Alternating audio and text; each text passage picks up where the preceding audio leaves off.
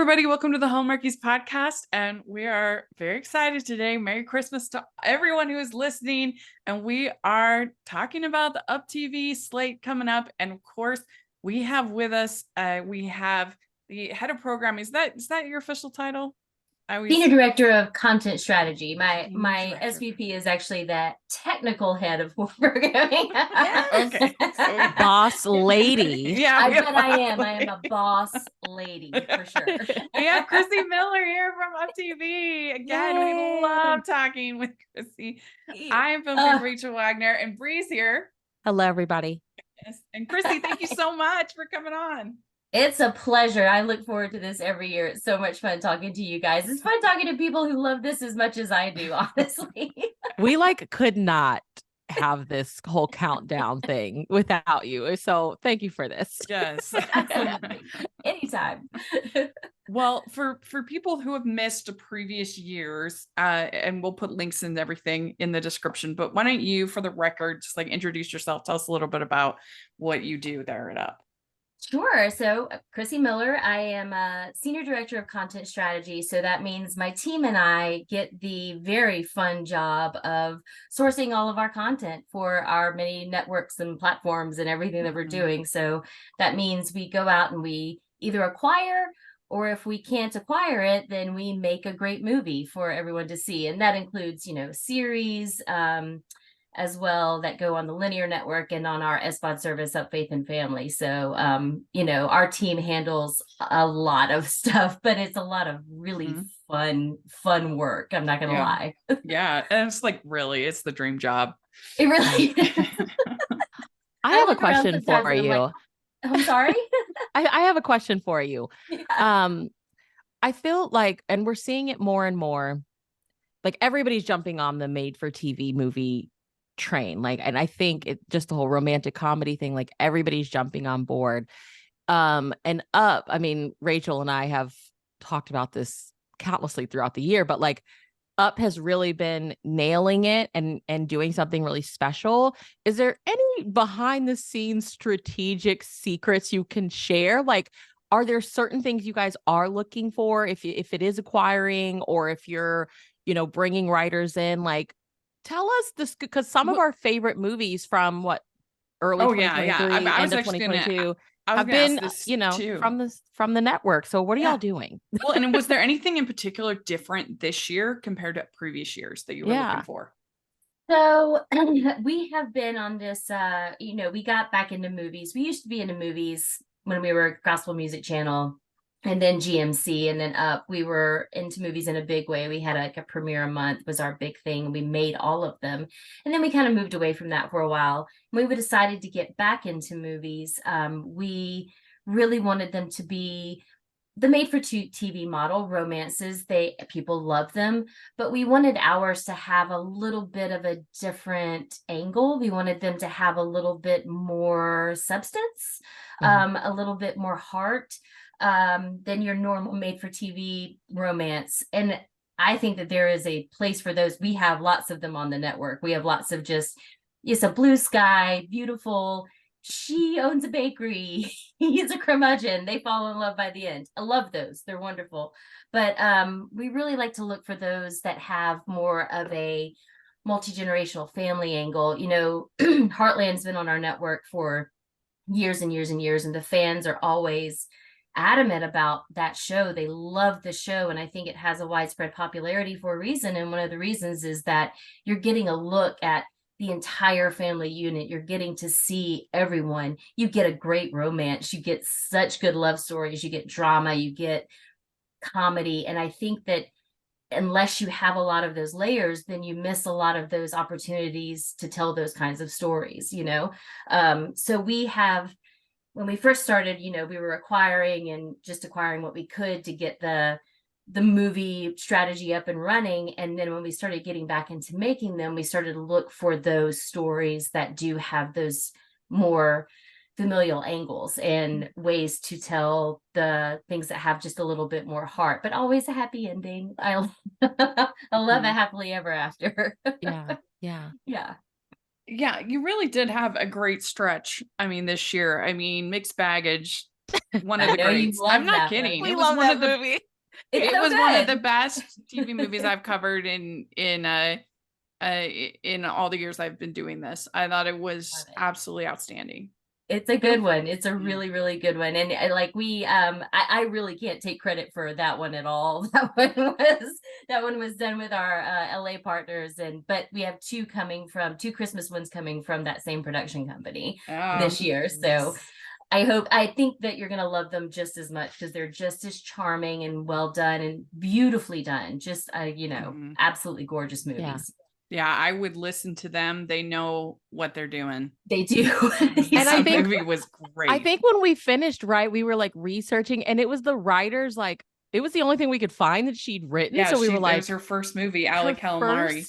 That's crazy. So funny. I mean, you just never know what people like, the little talents they're hiding back there. Yeah.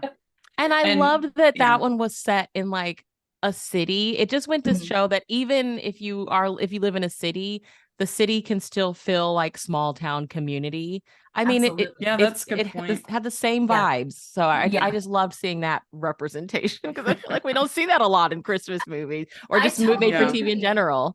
Well, the whole movie within a movie was so well done.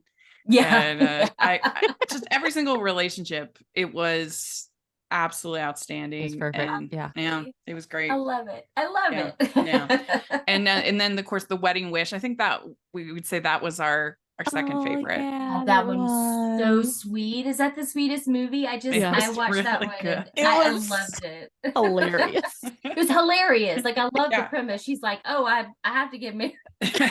Well, it captured that like screwball comedy of like the 40s and 50s, the idea of having a wedding, because normally I hate wedding movies, but this was fresh because there's no groom. She's just talking about it. I don't even need a groom, you guys. I'm just gonna get married. Like that appealed to me as well. I was like, oh, this is hilarious and different. And like if you're gonna do the genre, let's find new ways to do the genre because there's so many different ways that haven't been explored. It's so good. Yeah, absolutely. Yeah, it's a good one. And then I really enjoyed Happy Camper. I really enjoyed Just Jake. Yeah. Those are both excellent. Lovely movies and good cast in those. And, music being a part of our DNA, it's been really important to us to try to do more music in our movies this year. And Just Jake does that. Country Hearts does that really well. That one is got music weaved all through it. So I'm really excited for everybody to enjoy that one as much as I do. It's exciting. It's fun. I mean, because it's just a cool thing when you put on something like Mixed Baggage and you're just like, okay, I'm gonna watch this movie, and then you're like, what? That was so good. It's so cool. Like you, as a film critic, you live for that. It's so fun. It is fun to get those moments. Like I do that just watching TV by myself, and I'm like, who does this? Who comes up? Who's just sit down and think of these things and then manages to get them out and then manages to put them on film? It's always astounding to me. Which means I'm in the right industry. If TV gets me that excited, and you guys too, like if you're that excited about a TV movie, you're doing the right job. We had a lot that just didn't have, there were no dull moments, I feel like, with the lineup that we had this year. And that's why I'm really excited for the Christmas movies, because it's like, it's Christmas. Let's round out the year on a high note. But another like behind the scenes strategic question I have, if you can share, I guess I feel like these movies are, I tell everybody, like, if you're new to the world of made for TV movies, I feel like Up is where I tell people to start with, because they feel like I'm 36. These movies feel like grounded in like my age group, a little bit younger, a little bit older. Like they're not intimidating. Like it's not intimidating. It feels like I could live here. I could be friends with these people. So is there anything, like, are y'all kind of aware of that? Like, do y'all have a specific demographic, like age wise, or anything that you think of when you're writing the movies, acquiring the movies? Because it does feel like you are looking out for people like me, people like Rachel. like people our age. Yeah. Yeah. No, I'm that's amazing you picked up on that. Yes, yeah, we Okay. do strategically look for stories that are going to appeal to a mid-30s audience. Absolutely. Awesome. And Okay. we also we want them to be realistic but still delivering on that fantasy, Mhm. Yeah. like it's not like everybody lives in this Christmas town in the Midwest. And again, Yes. it's lovely and I love it. Who doesn't want to like be dumped in the middle of that? But we love for our stories to have a more realistic vibe to them, but still giving you like, okay, but like, yeah, it's your hot best friend who is home from the military. And yeah, why wouldn't you fall in love with that guy? Yeah. Sure. But yeah, we definitely want it to appeal to women in their 30s and older. Like I'm in my late 40s, so I love a good romance like that as well. I, happily married, but I love the idea of reading these romances or watching these romances where you get wish fulfillment at the end of it. Yeah. Yeah. But it feels like it could happen to you. Yes. Ho, ho, ho. We'd like to take a second and thank our sponsor for this episode of the podcast. It's the Hallmarkies Patreon. Do you love Hallmarkies podcast, especially at Christmas? Do you enjoy the holiday previews, recaps, interviews, and bonus episodes? If the answer is yes, please consider supporting the Hallmarkies Patreon. We need your help to do what we do both during the Christmas season and all year round.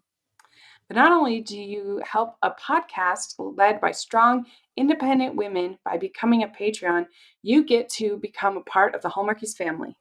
Starting at only $2 a month as a patron, you will have access to our Facebook Patreon group where we talk about the movies, shows, and more all year. We also have many monthly patron watch-alongs with guests like Lacey Chabert, Natalie Hall, Paul Campbell, Mary Lou Henner, and more, giving their behind-the-scenes details of their films.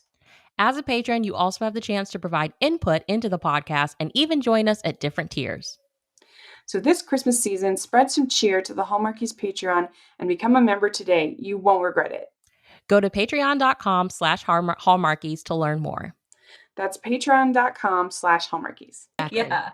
The other thing that I was curious about, and Uh-huh. this is some behind the scenes to our listeners. So last year I gave a presentation after the Christmas season, or I guess this year technically, but after the Christmas season, to both you and to Lifetime about one of the things I mentioned was leaning into the swoon worthy guys. 100%. And I feel like you all listened. I mean, we got Franco, we've got Andrew Bouchout, we've got Markian, we've got I'm marking. Oh my word. It's so funny because Rachel, you absolutely hit on something that I had been preaching. You were like, you have to do this, and this is important, and this is what we want. And I was like, yeah, I know. You see? Yes. So that absolutely helped drive this idea home that the swoon-worthy moments are where it's at, man. Yeah. Like that's what we want out of these things. It's, I want a hot man who is absolutely 100% so in love with her that he cannot do anything else. And I want those. I try to put them in as I call them Darcy Handflex moments. Yes. Everybody knows what I'm talking about. Yes. Yeah. I need a hand flex. I need that moment where you as a viewer go, oh, Yes. he loves her. Like, Yes. oh my gosh, he loves her. Yeah. But also those moments where you're like, I didn't know he was that hot. Like, Yes.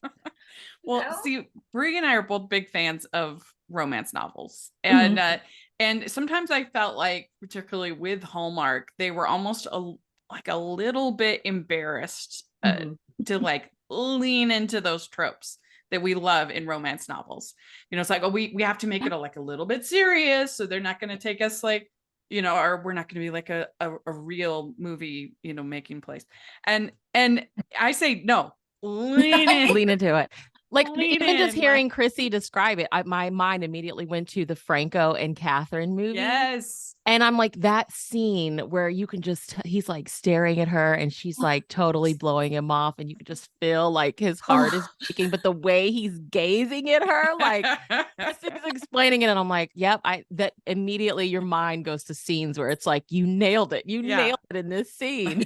It's exactly what we want. No, I am a big romance novel reader myself, and a woman on my team is also a big romance novel reader. So when we're reading scripts and we're watching these movies, or we get a rough cut in, and she'll text me. She's like, "When I tell you, I gasped. I'm like, okay.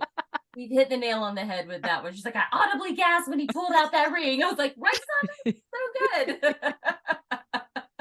So we are fans of the genre. We're fans of books. We're fans of the movies. And we are really wanting to deliver those moments, those gasp-worthy moments. Like even when we're casting and we're looking at the cast, like one that comes to mind is in Country Hearts. We were casting the role of Barrett, who's Lainey's not Lainey's the actress, Tori's longtime boyfriend who comes back into town. We're watching this scene with him, and he absolutely, Brenton Morgan, he kind of takes a step towards the camera, like, does he make you feel like this? And Sasha and I were like, okay, well, he's in. Honestly, and he's so beautiful, and his eyes are doing it for me. You're like, yeah, no notes. Do this all the time, sir. This is great. Yes. Yeah. Oh my gosh. I know. Swoon. Well, so this year you ended up with 8 fiction. You have the concert as well, but 8 films. And so I was curious. I mean, I know that all of the studios were affected by the strike and everything, and but all the networks, I should say. But was that something you were kind of thinking about anyway, of sort of cutting back in quality versus quantity kind of approach? Yes, absolutely. We were lucky enough that we got a lot of our stuff was well underway and in post before the strikes even happened. So the move to pull back on the number of movies was absolutely a strategic decision. We really had double the amount last year, and I think a lot of them got lost in the mix. And I know that having more is great, and it's a great number, and it's really flashy. But we really wanted to Crissie, no. It's too much. I'm sorry. We're grateful. Thank you. It's a lot. It's a lot. You can't get through all of them. Like if you have 25 movies on one single network, that's a ton. So we really wanted to focus on the stories we wanted to tell, the movies that really made an impact on us, and the ones that we thought were fun, like a good mix of fun and flirty and really important, and just kind of a magical season. So we really wanted to scale back and put the focus on one movie a week. Yeah. Well, and what I'm hoping is that with less new ones, maybe it'll give people a chance to catch up on ones they might have missed that were so good, like Santa's Got Style, Christmas on Fifth Avenue, some of my favorites. Santa's Got Style. Don't worry, I'm airing it a lot. Yes. It's so good.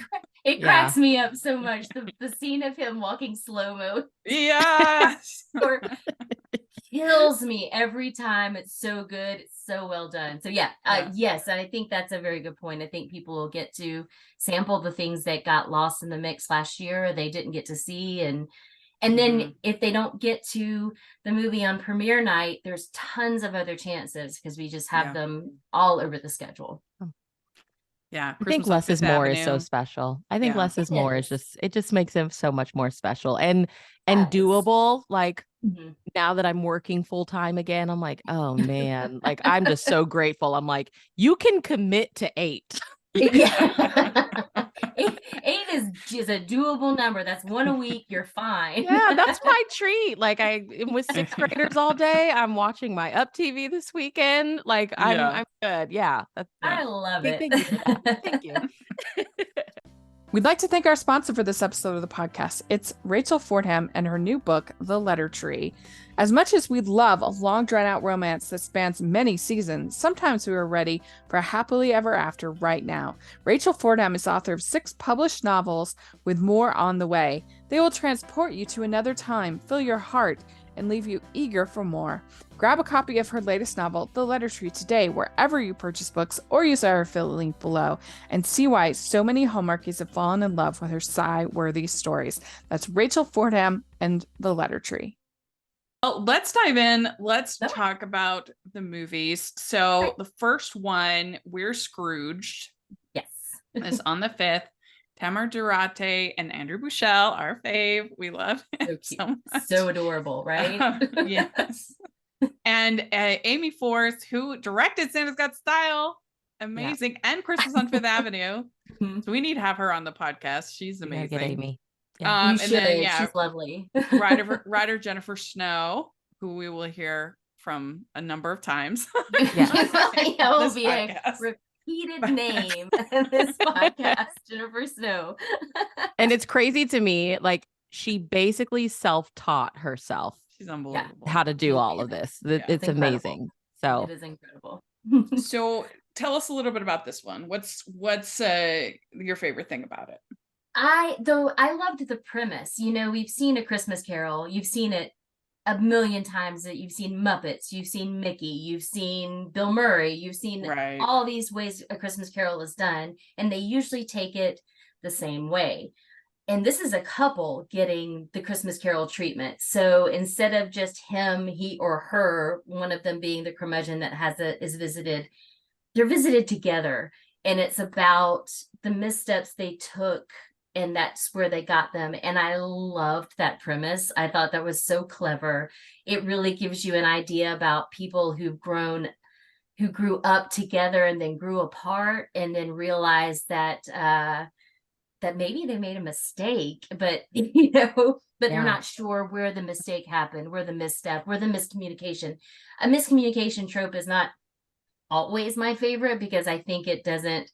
Sometimes you're just like, you're adults, why don't you just talk to each other? Yeah. But this is really handled well. You can see where the breakdowns happen. You can see where it went a little bit wrong for them. So I that's one of the things I loved about this one. Mm-hmm. Really cute. Yeah.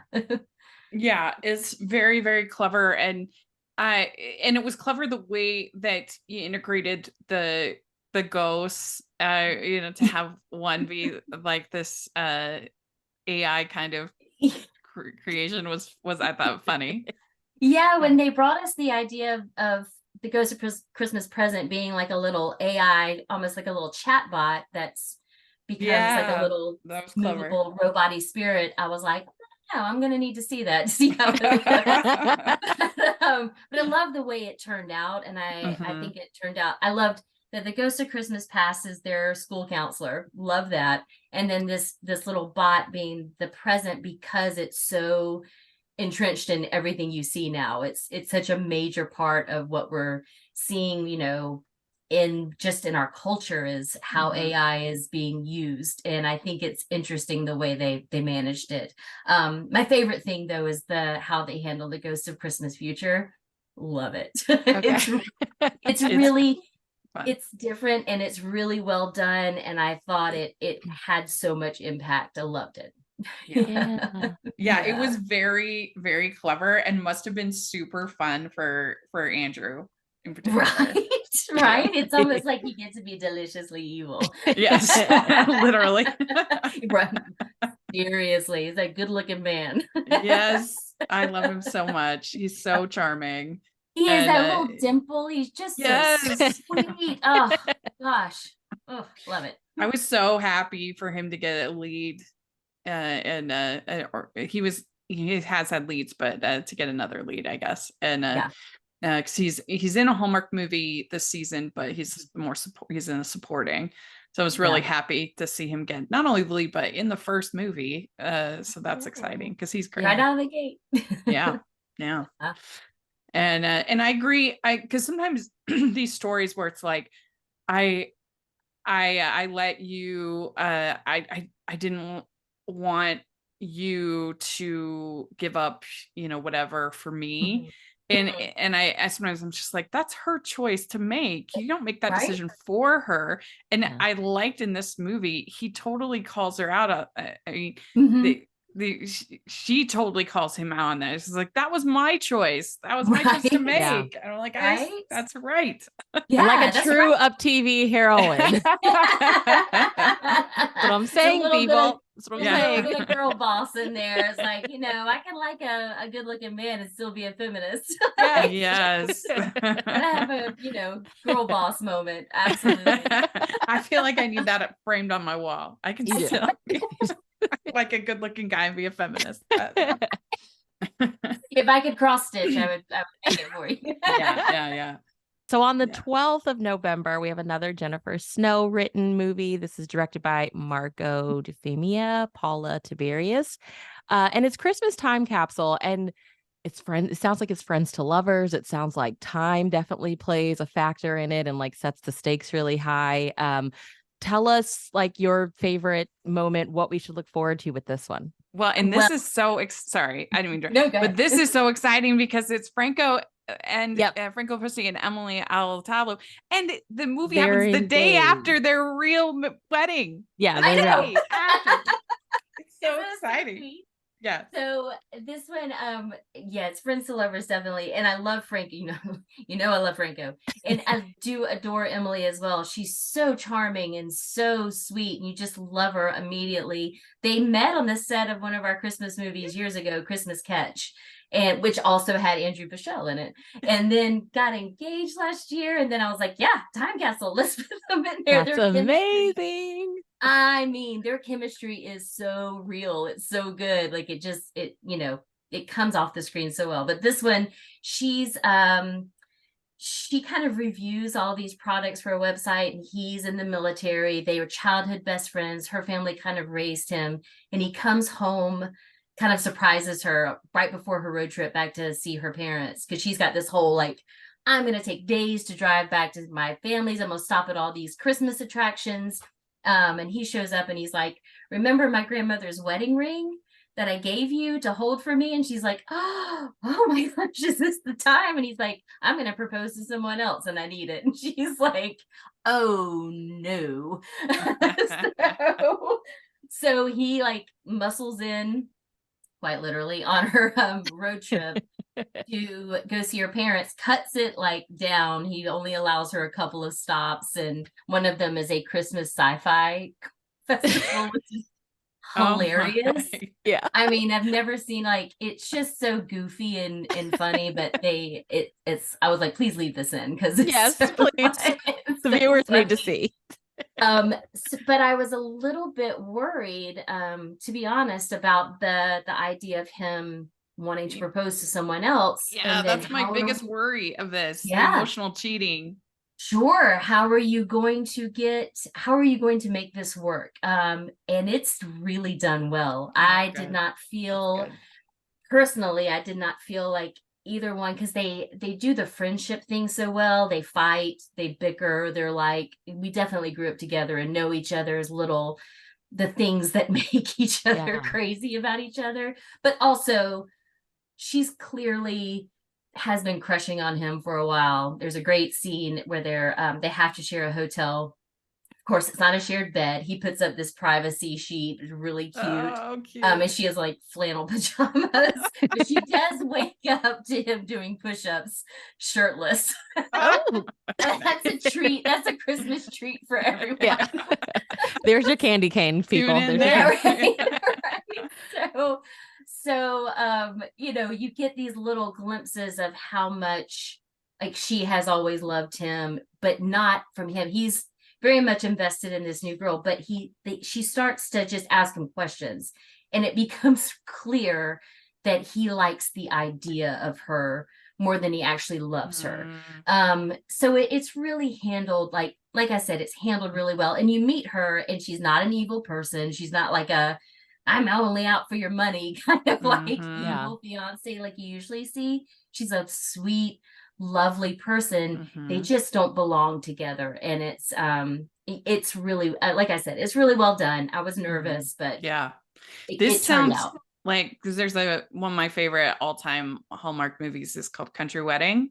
Yeah. And that's kind of a similar plot. And it normally doesn't work, but it works so well in that one. And this sounds really good. And I think what makes Franco so great, and there's many things, but he is obviously so handsome, but he's also like kind of shy and quiet. And like, remember when we were like, or I guess it was Anna actually who was interviewed, but he's so like humble and sweet and kind. And I think that just makes him so attractive. Yeah. Like that combined package, And he's a romance novel cover model. I mean, just so darn attractive. But he also can do the comedy thing so well. He's that's true. He's a full package, but he is so humble and sweet and kind and generous. I got to meet him on the set of Santa's Got Style last year, and he was just so lovely. So nice. Like, you expect somebody that handsome to be a little cocky, a little bit, he's not. Like, no. Not at all. Sweet. He's so sweet. Yeah. We love you, Franco, if you ever okay? Franco, if you're out there. We're fans. Yeah. So, all right. So next we have Country Hearts Christmas, the Sun 19th, Chris Jericho, Lainey McCauley, and Katrina Maria, director Amy Force, again, killing it. And then writer Jennifer Snow. And I actually haven't gotten to watch the Country Hearts yet. So I probably should have before this, but I guess for people that haven't watched it like myself, what is that one about? And then what does this one kind of add to it? So this one, so Country Hearts is about a family of musicians, basically. Chris Jericho plays our patriarch of the family, Bones. He's an ex-rock star, like in a big, like heavy metal band. Like, I love this. He was Bones also. He's so handsome on the poster. So handsome. He looks great. A generous guy too. So lovely. But he's the patriarch of the family. He's left his rock star career behind. He married a country queen, and she is still performing. But he's decided that he wants to open up a horse breeding business on a farm. So they live on a farm. He's trying to get this business off the ground. But his daughters, Tori and June, are the Jameson sisters, and they're trying to get their music career up and going. Tori is driven. She really wants this music career. June is married and a little bit more like, I don't know if I should leave my husband. And, so there's some fun family dynamics going on there. And then, of course, Tori's boyfriend moves back to town, or ex-boyfriend moves back to town at the same time that they're getting this big break in their music career. And, there's a lot of fun kind of love triangle setup that's happening, but and I hope nobody's mad at me about this. We don't really resolve it. I know. It really kind of leaves you open-ended a little, but I don't think it's unsatisfying, because you're really rooting for her to follow her dream and whatever that means. And then, of course, she's got the longtime best friend played by David Pennard, who's like, he's like in love with her. And she's friend zoned him, like in a big way. And then this like this new ranch hand played by Craig Strickland, who's relatively new on the scene. But oh my, so delightful. Kind of a broody, quiet, cowboyish character, but can sing. Oh my, there's a little snippet of him singing a song you wrote in the movie that will I think everybody will enjoy. So Hearts ends with Tori and June in their band headed to Nashville to start recording. Country Hearts Christmas opens up with them recording a new Christmas song. And they're about to get a big break on a Christmas Eve show. The problem is they've promised their dad, Bones, that they're going to come home for Christmas. That's his one thing. He's like, you have to come home for Christmas. I want everybody home for Christmas. So they have to like I don't know what we do. How do we manage this? And of course, there's her ex-boyfriend and this hot ranch hand. So there's lots of fun plot points going on, really. But it's so Christmassy, so lovely. It really does continue the story that we set up in the first Country Hearts beautifully. I love it so much. And Chris has been he's been such a dream to work with. He's been so generous for this time. You know, I think a lot of people are like, but he's a wrestler, right? Like he body slams people for a living. He's he really the does. patriarch of this family in this movie, okay? Yeah. I know. But he's like, you know, he's a dad in real life, and he you know, I'm a big wrestling fan. Like like we watch it a lot in our house. We just do. and my husband's been watching Chris Jericho since the 90s. He's like, you got Chris Jericho? Like he's so excited about it. Yeah.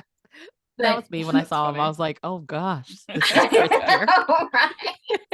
Right. It's so funny to watch. So I was watching, like, I got to go up and be on set during the filming of Country Arts Christmas and meet Chris and, you know, talk to him, and I've gotten to interview him. And it's so funny to come home and watch AEW and see like this other like Chris Jericho, spiky leather jacket, and but he really leans into this patriarch character and the idea that he's this father who's supporting his family and emotionally supporting his family. Like, you have to follow your dreams, but you also have to know that this is hard. He's giving them like these great life lessons, making sure they understand what they're getting into, but also really supporting them along the way. So I think people are going to like it. It's different. It's different, but the same. Like, you're getting all the things you love, but you're also getting much more of a family dynamic.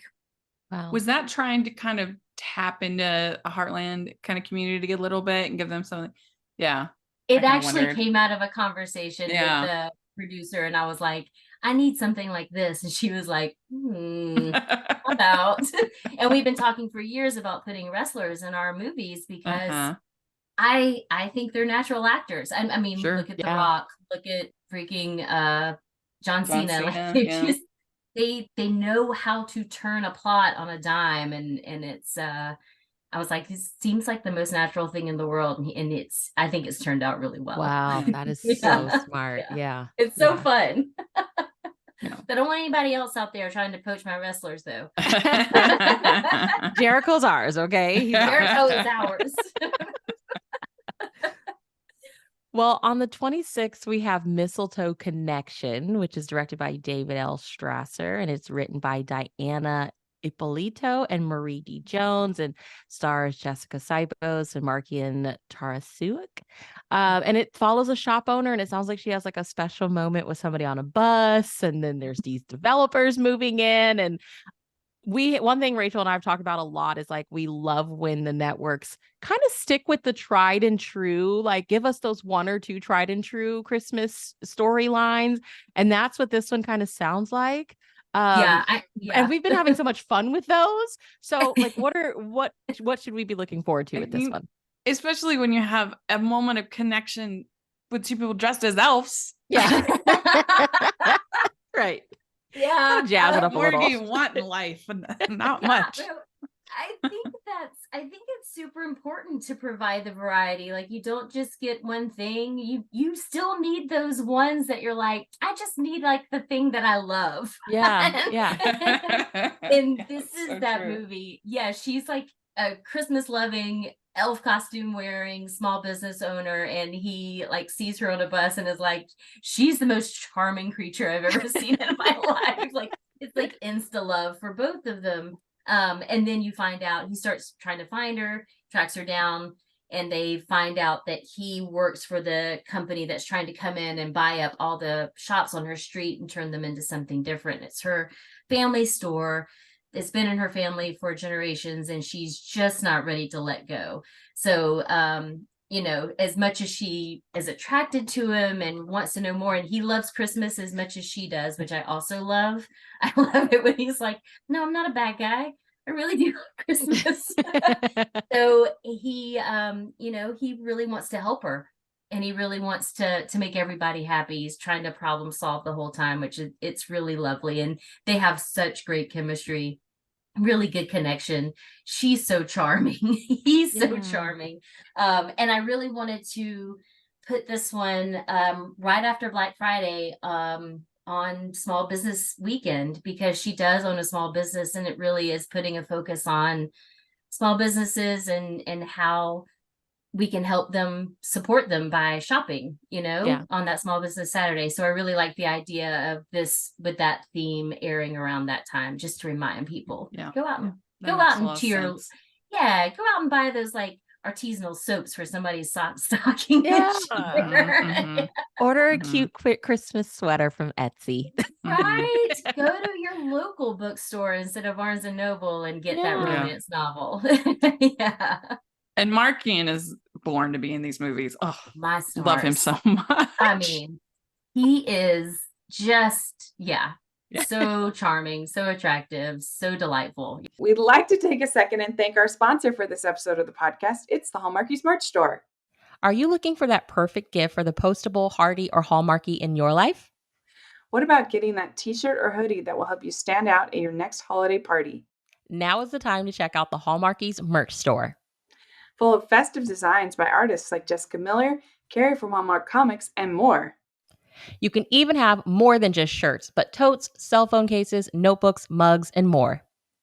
And it isn't just Hallmark. We have designs for Anna Green Gables, Man from Snowy River, The Nanny, and more. Every purchase at the merch store goes to help support the podcast and allows us to make the great content you know and love.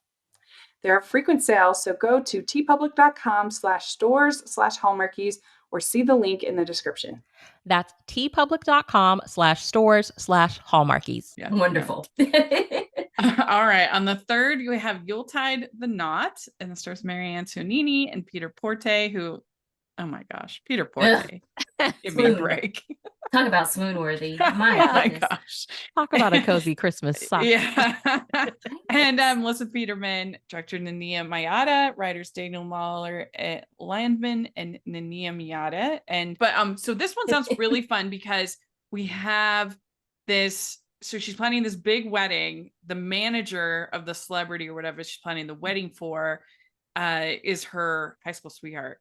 Which sounds, I'm a fan, because normally wedding movies I'm like, I don't know, but this one, I suppose, it's about the planner, and they have this back history. I think it's gonna be fun.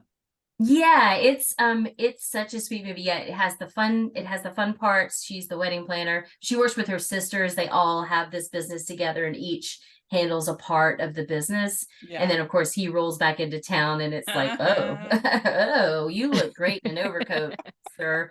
I don't know how you let Peter Porte go, but I mean, right? He comes in the first scene, he's wearing this like beautiful overcoat, and I was like, why?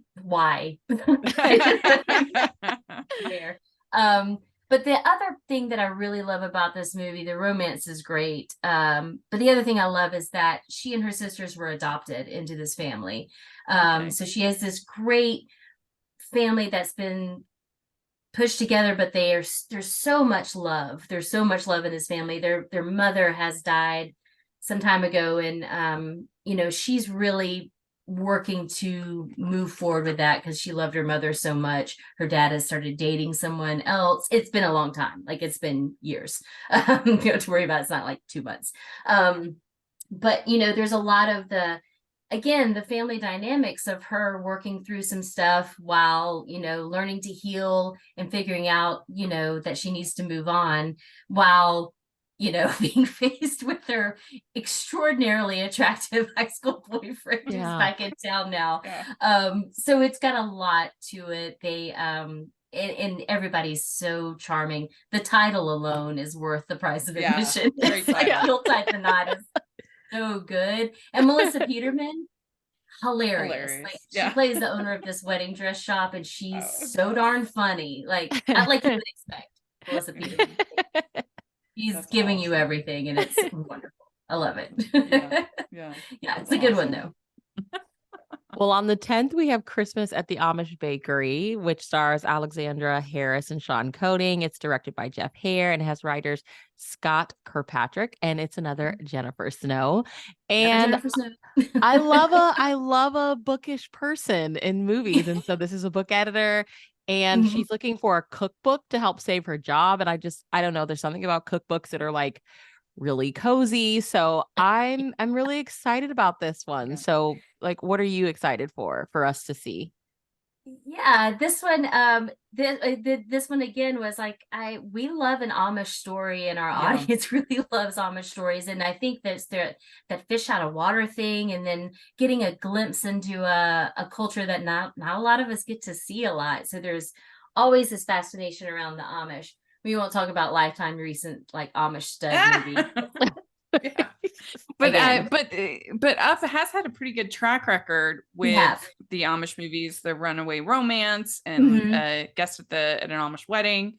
Yes. Both those were excellent, and so it's a pretty good run. Yeah. It's we love having the Amish feel, and this one she's a cookbook editor, and her boss is like, listen, cookbook sales are down. You have to find me something interesting and new. And she finds out that she's Amish and grew up Amish, but she did not. So this is interesting because it comes out in the movie.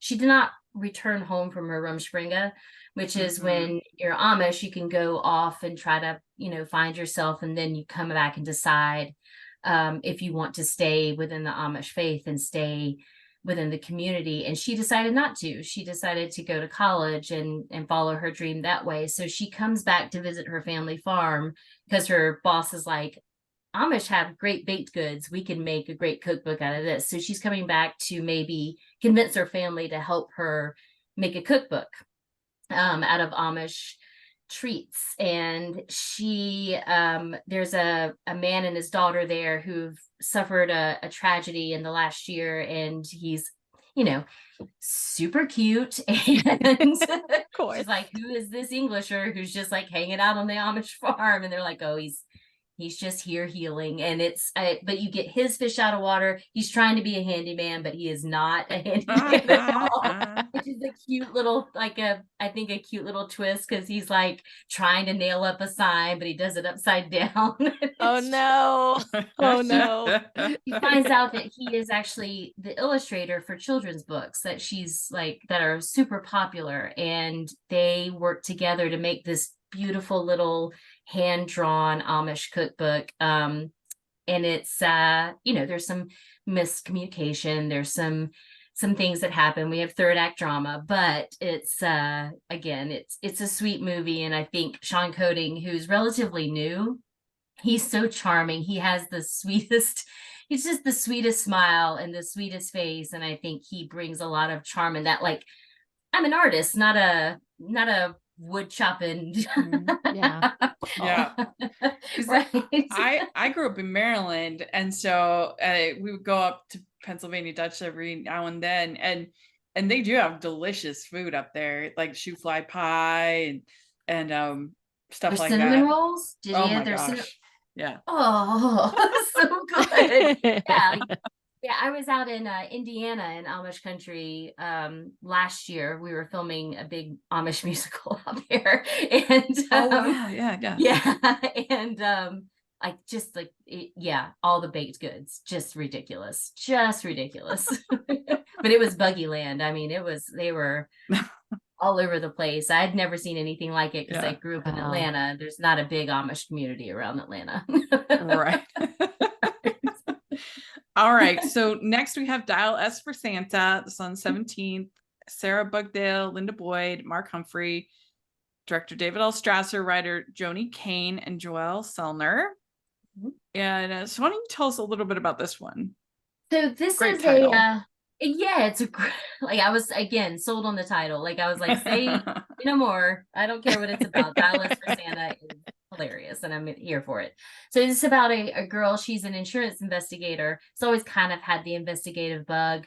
And she goes home for Christmas for the first time in a while, and there's a string of robberies. Like her mom owns a store on Main Street. There's a string of robberies, and they're trying to figure out. And there's a Santa there who's who she's like, he's got like kind of that magical Santa quality. He's promising things to her young nephew, and she's like, you shouldn't be doing that. What if you're not the real Santa? And he's like, are you sure? So she's immediately suspicious. She's like, what? So she starts trying to figure out, and there's a police chief in town who's like, you have to stay out of this. And she's like, right, I'm not going to stay out of it. Does some investigating herself. And of course, they have some stakeouts together. They're trying to solve this crime. He eventually figures out that he's like, if you just help me, it'll be easier than me trying to tell you to stay away from it. So there's some fun like moments between them. He understands that she's very smart and she's really trying to crack this case. And is it Santa? I won't tell. I'm not going to tell you if it's Santa or not. Love it. But it's a really nice, it's a fun mystery. So who is the main romantic pairing in the movie? Sarah Dugdale and Julian Haig will be your main romantic pairing. Mm-hmm. I was looking on IMDb and he's kind of buried down in the cast list. Yeah, he plays the police chief, Nick. Oh yeah, he is buried down. He's buried down in there. Yeah. So I get where that would be a little bit. Yeah, because I was like, is it about Linda Boyd and Mark Humphrey, or because they're great, and Matt Hamilton is a favorite of mine. I love him. Yeah. Okay, that makes sense. Yeah. I was doing a little. I was like, he's down there, but yeah, that's your main romantic pairing. Although her mom is trying to fix her up with a couple of other guys in town, so as one does.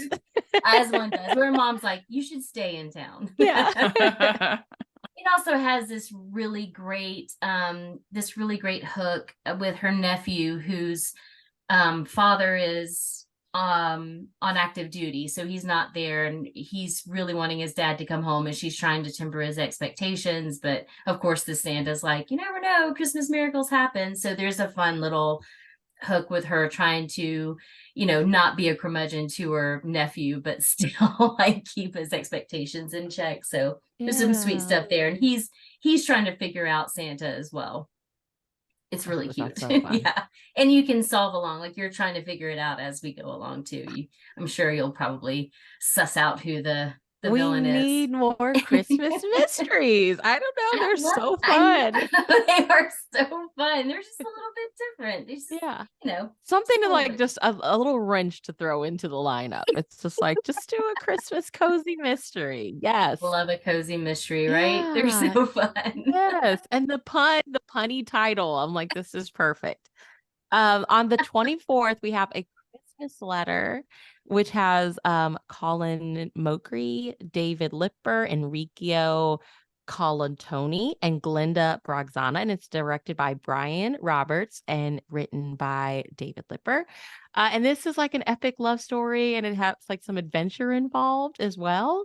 Yeah, it is. She takes in foster kids, our main character, and she finds out that they want to take her house away. There's a full-on mustache twirling evil. He doesn't have a mustache, but if he did, I promise you he would be twirling it like evil, like, I will take your house from the orphans. Like, but he's doing it so over the top that it's delightful. You're like, yes, if you're gonna be evil. Is that Colin Mocree? It actually is not. He plays Sandy Claus.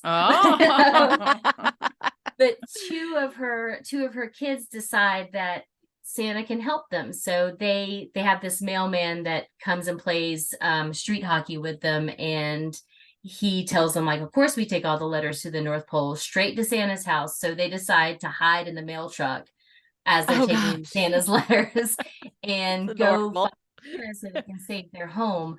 And of course she and this lovely mailman have to go find the kids together. Then there's some romance going, but it is a little bit of an older romance, which I love. And it is really sweet. And Colin Mocree, people might recognize him from Whose Line Is It Anyway? He's a funny dude. He's such a funny guy. And Enrico if you watch Veronica Mars, like I did. It's a great cast. Roger It's Cross, too. right. I mean, It's yeah. a great cast. It's a really good cast. We're really excited about that one. It is also a really fun, whimsical Christmas Eve story because you're going to Santa and you have the magic of Christmas, and it just feels like this, "Oh, Santa's coming. Let's go visit him." So I love it for Christmas Eve.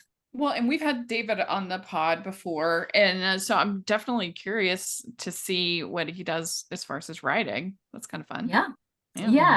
I think everybody's gonna love the lineup this year. Very cool.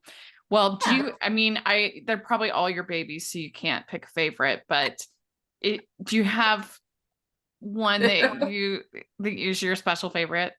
Oh my goodness. It's tough. I really love Country Hearts and Country Hearts Christmas just because it really has been over a year coming, and getting Chris involved, and the way the cast has come together, and the music in it is beautiful, and people are going to be able to download it, and you're going to want to because good. it's so good.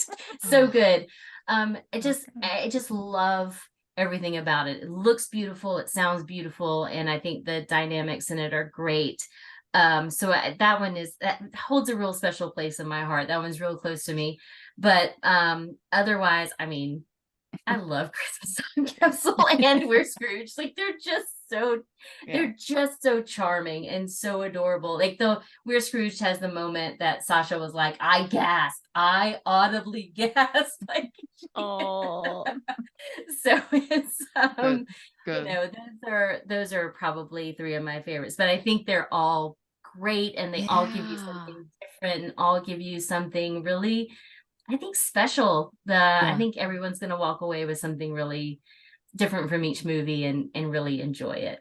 Well, that's what's fun, I think, and about Up is like, I think of last year, I loved Christmas Lucky Charms, the Tiny Home Christmas one, adorable. Like those just special ones that it's like, even like later, you still think about sweet. it. Oh my gosh. And also Rebecca Dalton, with the most like sweetest person on earth. She's so sweet, charming. Yeah, those are both really great. Yeah. Well, congratulations, and thank you so much for coming on, talking with us. We always look forward to it, and we'll look forward to Mixed Baggage 2 coming up in 2024. I will put in a call next week and make sure they know Rachel needs Mixed Baggage 2. She does. Honestly, I think you know what? For next year, let's work on Mixed Baggage 2 and Santa's Got Style Part 2. What's better than one sexy Santa? We'll put it out there. It can become a Canadian phenomenon, and then all the department stores are doing it. It should become an American phenomenon. Yes. Well, thanks so much. And I guess people want to follow up social media, all that fun stuff. Yep. And we have the My Up TV Movies app where you can go in and like tag which ones you want to watch, gives you reminders, you can make a watch list. We have lots of fun coming on this Christmas season, not just these 8, but everything you loved about last year. You'll see it all again this year.